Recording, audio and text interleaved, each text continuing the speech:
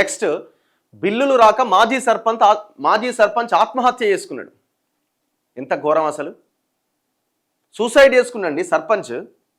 ఒక గ్రామానికి first citizen, ప్రథమ పౌరుడు గ్రామ సర్పంచ్. కేసీఆర్ హయాంలో ఈయన సర్పంచ్గా పనిచేసినప్పుడు ఆయన ముఖ్యమంత్రి, వీళ్ళందరూ సర్పంచ్లు. ప్రభుత్వం మారింది, అప్పుడు ఆయన బిల్లులు ఇయ్యలే. ప్రభుత్వం మారిన తర్వాత ఎన్నో ధర్నాలు చేస్తే ఈయన బిల్లులు ఇయ్యలే. ఈయన ఓపెన్గా చెప్పిండు, పోయిన గవర్నమెంట్ హయాంలో బిల్లులు మేమెందుకు ఇస్తాం, ఇప్పుడు ఇయ్యం అని. ఇప్పటిదాకా ఒక్క సర్పంచ్కి బిల్లు రాలే. ఆయన ఎందుకు ఇయ్యలేదని ఆయన దగ్గర సమాధానం ఉండదు. నువ్వెందుకు ఇస్తలేవంటే ఆయన మీద నెపం నెట్టేసిండు. మరి ఎటు పోవాలా?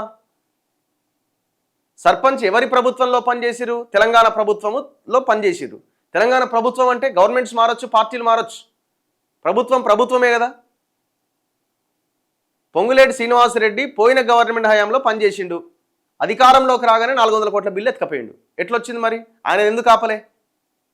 మెగా కృష్ణారెడ్డి బిల్లు ఆపిరా, పొంగులేటి శ్రీనివాసరెడ్డి బిల్లు ఆపిరు. ఎవరి బిల్లులు ఆపలే కదా? పెద్ద పెద్ద బిల్లులు, అందరి బిల్లులు క్లియర్ అయినాయి. ఎవరి బిల్లులు క్లియర్ కావట్లే? చిన్న చిన్న కాంట్రాక్టర్లవి, తెలంగాణ వాళ్ళవి, సర్పంచ్లవి, రిటైర్డ్ అయిన ఎంప్లాయీస్కి సంబంధించిన బెనిఫిట్స్, ఇవి మాత్రం క్లియర్ చేసే ప్రయత్నం చేయట్లే. ఏమనంటే పోయిన గవర్నమెంట్ అయితే ఏ గవర్నమెంట్ అయితే నువ్వు ఇష్టం వచ్చినట్టుగా భూములు అమ్ముతున్నావు కదా, అమ్ము. ఎవడొద్దన్నాడు? నిన్ను ఆపేటట్టు ఉన్నారా? ఇప్పుడు నిన్ను ఆపే ధైర్యం ఉందా ఎవరికన్నా? ఇప్పుడు ఏం దారుణం ఇది పాపం. ఇప్పుడు ఈడికి పోయి బీఆర్ఎస్ వాళ్ళు రాజకీయం చేస్తారు. ఇక దొంగలు వీళ్ళు, అసలైన దొంగలు వీళ్ళు. నీ గవర్నమెంట్ హయాంలో నువ్వు బిల్లులు ఇచ్చుంటే ఈ పరిస్థితి ఎందుకు వచ్చేది?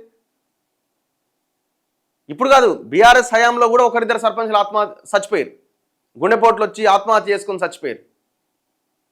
ఈయన మార్పు అని ఈయన అధికారంలోకి వచ్చి ఈయన హయాంలో కూడా ఇదే పరిస్థితి. ఒకసారి చూడండి, అప్పులు చేసి 30 లక్షలతో గ్రామంలో అభివృద్ధి పని చేసిండట. ఏండ్లుగా రాని బిల్లులు, అప్పులు ఇచ్చిన వారి నుంచి వేధింపులు, దిక్కుతోచని స్థితిలో చెట్టుకు ఉరేసుకొని బలవన్మరణం. సిద్దిపేట జిల్లా మహమ్మదాపూర్లో జరిగింది ఈ ఘటన. మాజీ సర్పంచ్ల నిరసన, కరీంనగర్ రోడ్డుపై రాస్తారోకో. ఇద్దరు ఫోటోలు తెచ్చి కేసీఆర్ ఒకవైపు, రేవంత్ రెడ్డి ఒకవైపున పెట్టి వీళ్ళిద్దరిని అనాలి. ఫస్ట్ వీళ్ళిద్దరు చేసిన పాపమే ఇది. గ్రామంలో చేసిన అభివృద్ధి పనులకు సంబంధించిన బిల్లులు రాకపోవడం, చేసిన అప్పులకు వడ్డీలు పెరిగిపోతుండడంతో తీవ్ర ఆందోళనకు గురైన ఒక మాజీ సర్పంచ్ దిక్కుతోచని స్థితిలో ఆత్మహత్యకు పాల్పడ్డాడు. మృతుడు సిద్దిపేట జిల్లా హుస్నాబాద్ మండలం మహమ్మదాపూర్ మాజీ సర్పంచ్ పిట్టల సంపత్. ఎంత ఏజ్ పాపం అనేది? 48 సంవత్సరాలు. ఏదో గ్రామానికి సేవ చేద్దాం, ఏదో చేద్దామని వస్తే అసలు ఎంత వాళ్ళకి బిల్లులు ఇవ్వకుండా మీరు పనులు ఎట్లా చేయించినారు? ఫస్ట్ కట్టూరి రైతు వేదికలు అప్పులు తెచ్చి కట్టూరి మేము బిల్లులు క్లియర్ చేస్తాం. వాళ్ళు ఏదో పాపం ఇలా 4 రూపాయలు మిగిలితే ఏమో ఏదన్నా పని చేస్తే అని వాళ్ళేదో తెచ్చి కడితే మిగులుడు తర్వాత అసలు వచ్చుడే లేకుండా పోయింది. చివరికి ప్రాణాలు పోయే కాడికి వచ్చింది. సంపత్ వరుసగా 2 సార్లు సర్పంచ్గా పనిచేసిండు. అప్పులు తెచ్చి గ్రామంలో వివిధ అభివృద్ధి పనులు చేసిండు. దాదాపు 30 లక్షల వరకు ప్రభుత్వం నుంచి బిల్లులు రావాల్సి ఉన్నది. అప్పులు ఇచ్చిన వారి వద్ద నుంచి ఆయనకు వేధింపులు ఎక్కువైనాయి. ఇటీవల గత పనులకు సంబంధించిన 12 లక్షల వరకు బిల్లులు గ్రామ పంచాయతీ అకౌంట్లో జమైనాయి.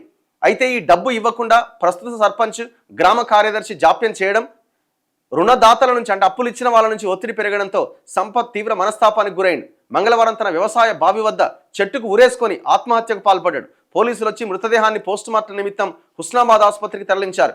ఘటనపైన కేసు నమోదు చేశారు. మృతుడికి భార్య స్వప్న, కొడుకు కూతురు ఉన్నారు. సంపత్ ఆత్మహత్య ఘటనకు నిరసనగా మాజీ సర్పంచ్లు కరీంనగర్ రహదారిపై రాస్తారోకో నిర్వహించారు. ప్రభుత్వానికి వ్యతిరేకంగా నినాదాలు చేశారు. ఇది ముమ్మాటికి ప్రభుత్వ హత్య అని, సంపత్ కుటుంబానికి ప్రభుత్వం ఎక్స్గ్రేషియా అందించి ఆదుకోవాలని డిమాండ్ చేశారు.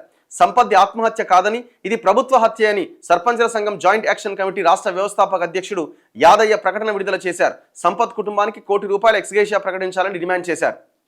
దయచేసి ప్రాణాలు తీసుకోకుండా అనవసరంగా ఎవడైనా సరే ఏం చేస్తారు, నీ దగ్గరికి వాడో వీడో ఆ పార్టీడు ఈ పార్టీడు వచ్చి సంతాపం తెలుపుతాడు, అయిపోతుంది. కానీ నీ కుటుంబం పరిస్థితి ఏంది? మీ వయసు 48 సంవత్సరాలు, మీ భార్య వయసు ఇంకా 40 సంవత్సరాలు ఏముంటుంది కదా, మీ పిల్లలు ఇంకా చిన్నపిల్లలు కదా, మరి వాళ్ళు ఎట్లా బతకాలా? మీరు పోతే వాళ్ళు ఎట్లా బతకాలి అని ఆలోచన చేయండి దయచేసి. సూసైడ్ చేసుకుంటే ఏమొస్తుంది?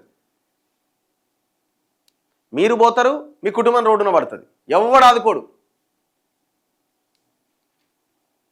ఇప్పుడు ఆర్టీసీ ఎంప్లాయీస్లో ఒకరు చచ్చిపోతే ఆడ ఆర్టీసీ సమస్యలు పరిష్కారం దిశగా ప్రభుత్వం కదులుతుంది.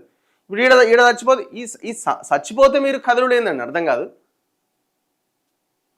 ఉమ్మడి ఆంధ్రప్రదేశ్లో కూడా సర్పంచ్లు ఆత్మహత్యలు చేసుకోలేదు. తెలంగాణ వచ్చిన తర్వాత ఆత్మహత్య చేసుకుంటున్నారు.